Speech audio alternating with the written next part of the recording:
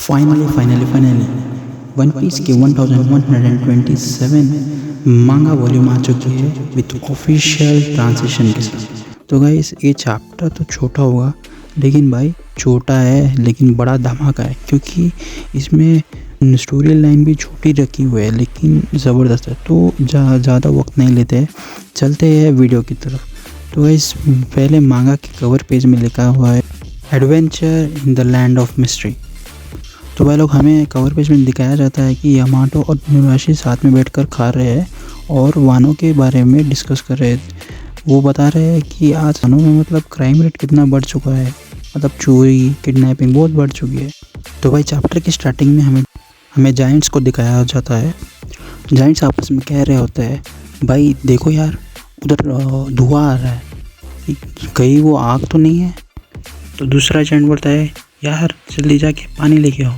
तो भाई जाइंट्स बोल रहे होते हैं, देखो यार ये आग तो फॉरेस्ट से तो नहीं आ रही है, अगर फॉरेस्ट से आ रही है तो वो ट्री को आग लगनी नहीं चाहिए, जो आग लग गई तो कंट्री मुसीबत में आ सकती है और एक ग्रेट सनबर्न में आना पड़ेगा। तो भाई ये ट्रीज का जो बात कर रहे हैं मुझे, वो ट्री का नाम है यक, ठीक है।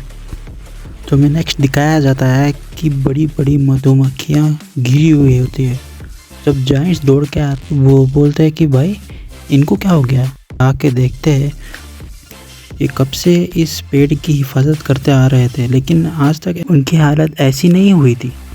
तो नेक्स्ट में हमें बताया जाता है कि एक जाइंट दूसरे जाइंट को बोल रहा था कि इस जंगल के लोगों ने एक भूकंप को महसूस किया और वो भूकंप माइटियर गॉड की गिरने की वजह से हुआ।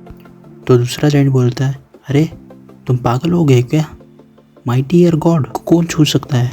फिर हमें कैसल दिखाया जाता है जो पूरा लेगो का था, हर चीज़ें लेगो की थी।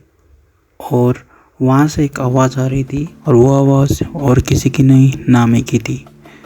नामी का तो रो रो कर बुरा हाल था। और हमें एक चीज़ भी दिखाया जाता है, नामी ने एक बिग इंसेक्ट को मार के गिराया था, मतलब एक मधुमक्खी को ज़्यूस के इलेक्ट्रिक शॉक की मदद से एक कीड़े को घायल कर दिया था। नामी बोल रही थी, ये क्या इतनी बड़ी मधुमक्खियाँ।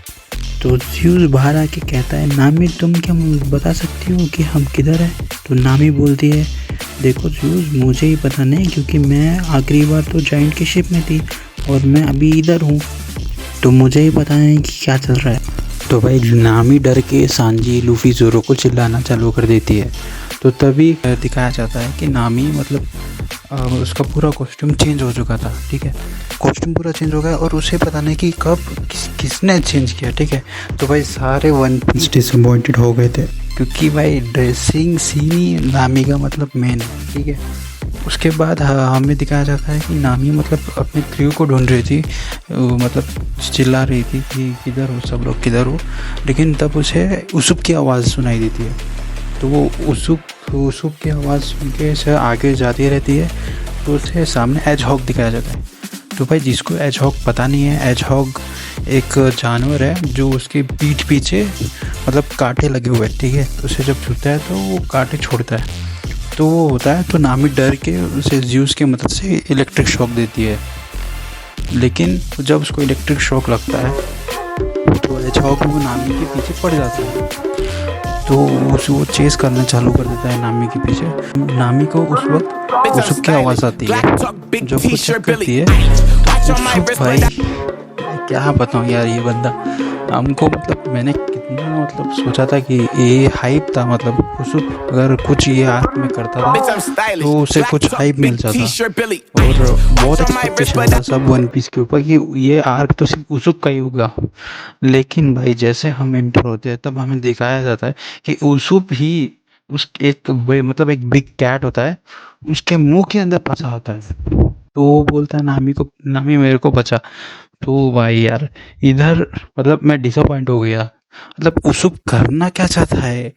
मतलब बंदा इधर का भी नहीं रहा उधर का भी नहीं रहा। उसके बाद जब वो मतलब एजहॉग जो नामी के पीछे भाग रहा था ना, तो नामी उसे ज़्यूस की मदद से फिर से इलेक्ट्रिक शॉक देती है और दोनों गिर जाते हैं कैसल से। तो कैसल से मतलब गिर जाते हैं और सीधा वो कैट के पास आ जाता है। भाई वो कैट मतलब एक शायद किंग जैसा दिख रहा था, क्योंकि उसने एक थ्रोन पहना था, ठीक है, और उसुब को तो उसने मुंह पे पकड़ा था और ऐसा लग रहा था वो कैसल का कोई किंग है, ठीक है। उसी के उसके बाद हमें दिखाया जाता है जब एजहॉग को मतलब जो नामी ने जिसे इलेक्ट्रिक शॉक दिया था, वो एजहॉग कैट से टकराता है। कैट कैट को इलेक्ट्रिक शॉक नहीं लगता, एजहॉग को लगता है, मतलब उसे बाउंस होके चला जाता है। ऐसा लग रहा है कि जैसे क्रिकेट पे बॉल फेंका, बैट को लगा और उड़ गया, ठीक है।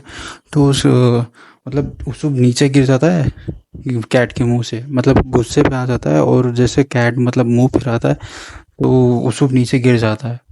उसके बाद दोनों लोग मतलब वो कैट के डरने की वजह से मतलब भागना चालू कर देते हैं। वो भागते भागते भागते मतलब दोनों कन्वर्सेशन करते रहते हैं कि भाई हम इधर कैसे आ गए।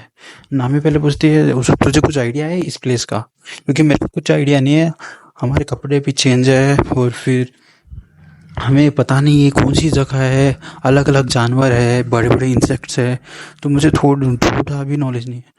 तो उसुब बोलता है पता है हम लास्ट जाइंट शिप में थे तो जाइंट्स ने एक बात कही थी कि हमने ज़्यादा ड्रिंक किया था और ड्रिंक के वजह से हेलुसिनेशन आना चालू करते थे, कि कहीं ये हेलुसिनेशन तो नहीं है। तो फिर उसुब बोलता है ठीक है, अगर हेलुसिनेशन होगा तो मैं अटैक करता हूँ, हेलुसिनेशन चला जाएगा। तो उसुब जैसे मुड़ के मतलब एक अटैक यूज़ करना चाह रहा था कैट के ऊपर, तो भाई कैट उसे एक पंजा मार के उड़ा देता है, ठीक है, उड़ा देता है। और भाई वो ऐसे मतलब मरा हुआ लाश की जैसे पड़ जाता है नामी के सामने। तो नामी डर जाती है और उसे इलेक्ट्रिक शॉक देती है फिर से कैट को जी उसकी मदद से। लेकिन भाई इधर कैट को कुछ नहीं होता, ठीक है, कैट को कुछ भी नहीं होता। उसी के बाद तो मतलब कैट आगे भाग के आ रही होती है, तो फिर कैसल से दोनों मतलब तीनों लोग गिर जाते हैं कि चेस करते करते। तो कैट एकदम से लॉयन में ट्रांसफॉर्म हो जाती है। तो जैसे वो लॉयन आगे बढ़ता रहता है तो नामी क्या करती है, उसुब तो उधर पड़ा हुआ है तो भाई ये तो मरा हुआ है समझ के उससे शील्ड बना लेती है। उसुब बोलता है नामी वो मुझे मारना चाहती है क्या। तो फिर उसी के बाद देखते हैं कि ऊपर से लूफी आता है, सांजी और जोरो आता है। सांजी अपना इफ्रिट जंबल यूज़ करता है, Luffy gear fourth elephant gun use करता है। लेकिन एक सेकेंड, लूफी तो गेयर थर्ड में एलिफेंट गन यूज़ करता है ना, तो मतलब ओड़ा सेन से क्या दिखाना क्या चाह रहे हैं भाई, मुझे को तो कुछ समझ में नहीं आ रहा। लेकिन आगे पता चलेगा। जोरो यूज़ करता है अपना ड्रैगन ट्विस्टर, ठीक है। तो तीनों मिलके मतलब कैट को हरा देते हैं और वो मतलब वो लॉयन होता है वो फिर से कैट में बदल जाता है। जोरो बोलता है अरे ये तो फिर से बिल्ली में बन गया। सांजी तो वही है, नामी सैन क्या तुम ठीक हो, मतलब वो बोलता है कि मेरे को दूर दूर से आवाज़ तुम्हारी आ रही थी इसलिए मैं भाग के आ गया। तो लूफी बोलता है एक मिनट, लूफी की बात तुम सुन के हंस जाओगे क्योंकि भाई लूफी हमारा लूफी ही रहेगा, थोड़ा भी चेंज नहीं होगा। वो बोलता है हमने माइटी ईयर गॉड मतलब एक रैबिट को पकड़ा था, उसका मतलब टेस्टी था। एक सेकेंड रुको, चैप्टर 1 पेज में हमने देखा था, फर्स्ट पेज में देखा था कि जो रैबिट है मतलब वो जायंट्स बात कर रहे थे माइटी ईयर गॉड के बारे में, कहीं वो तो नहीं रैबिट। तो भाई मेरे को थोड़ा डाउट है क्योंकि भाई लूफी हमारा ऐसा बंदा है जो आगे जाता है कोई देखता नहीं है, खा लेता है सब कुछ। जोरो बोल रहा था शायद हमें जल्दी से जल्दी अपने क्रू को ढूंढना पड़ेगा और वापस रियूनियन करना पड़ेगा, पता नहीं वो किधर होंगे। तो लूफी बोलता है मेरे को भूख लग रही है, क्या हम इस बिल्ली को खा सकते हैं। तो भाई सांजी बोलता है अरे रुको, उधर मधुमक्खियाँ पड़ी हुई है, मेरे को पता है इससे एक अच्छी डिश बनाई जाती है, तो मैं इसे पका के तुम्हें देता हूँ तुम खा लो। तो भाई नामी उनके बातें देखकर नामी बोलती है सीरियसली तुम्हें इस वक्त मजाक सोच रहा है। तो फिर हमें नेक्स्ट पेज में दिखाया जाता है कि वो तीनों लोग मतलब अपने क्रू को ढूंढना चालू कर देते हैं। इसमें शायद मेरे को लग रहा है सांजी, जोरो, लूफी, नामी, चॉपर, चॉपर तो नहीं है, चॉपर दूसरे इसमें है, उसूप मतलब एक है, और बाकी के मतलब ब्रूक, जिम्बे और रॉबिन, फ्रैंकी वो अलग है, ठीक है। तो शायद मेरे को लग रहा है अभी वो इकट्ठा होंगे। और भाई मैं सैल्यूट करता हूँ फिर से ओडा सेंसे को, क्योंकि इस छोटे से छोटे चैप्टर ने भी जो ओडा सेंसे ने एक जान डाल दी, मतलब तबाही बना दिया। छोटा बनाया लेकिन बड़ा धमाका बनाया। तो भाई नेक्स्ट वीक ब्रेक है, तो अगर आपको वीडियो अच्छी लगी तो लाइक शेयर सब्सक्राइब ज़रूर करना। और प्लीज़ भाई यार, मेरा चैनल न्यू है तो मुझे आपकी सपोर्ट की ज़रूरत है। Till then take care, bye bye.